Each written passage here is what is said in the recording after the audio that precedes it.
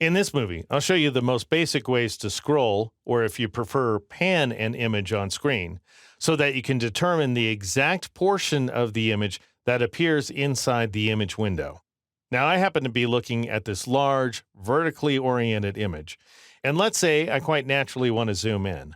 Well, if I press Control plus or Command plus on the Mac a bunch of times, then I'll end up zooming in on the center of the image, which takes me to this button, which quite naturally is not the portion of the image that I want to see on screen.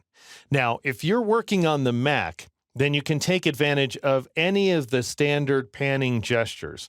So, for example, if you have a trackpad, then you can do a two-finger drag to move either up or down or to the left or to the right. So any direction at all.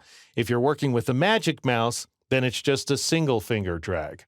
Most of us on the PC, however, are working with mice that have scroll wheels, in which case you can predictably scroll up or scroll down.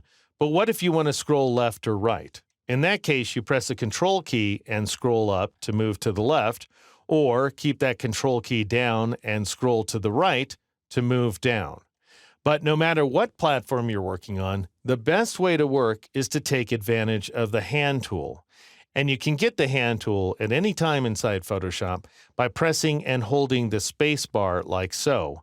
And then you can just go ahead and drag the image across both axes. So in other words, we're not limited to scrolling exclusively up or to the left. We can move in both directions at the same time.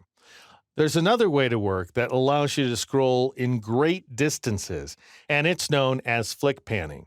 But to take advantage of it, your system needs to support OpenGL, which most halfway decent computers do. But if you're working on a system that costs, say, less than $1,000, this feature may not work. But assuming that you do enjoy OpenGL support, then you can go ahead and zoom in on your image like so.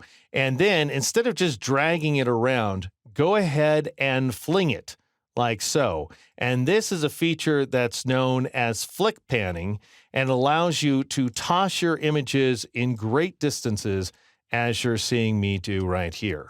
So as long as you remember that the space bar gets you the hand tool, then you're going to be able to scroll your image around as much as you like. And those are the most basic ways to scroll and or pan inside of Photoshop. For some more advanced ways to work, stay tuned for the very next movie.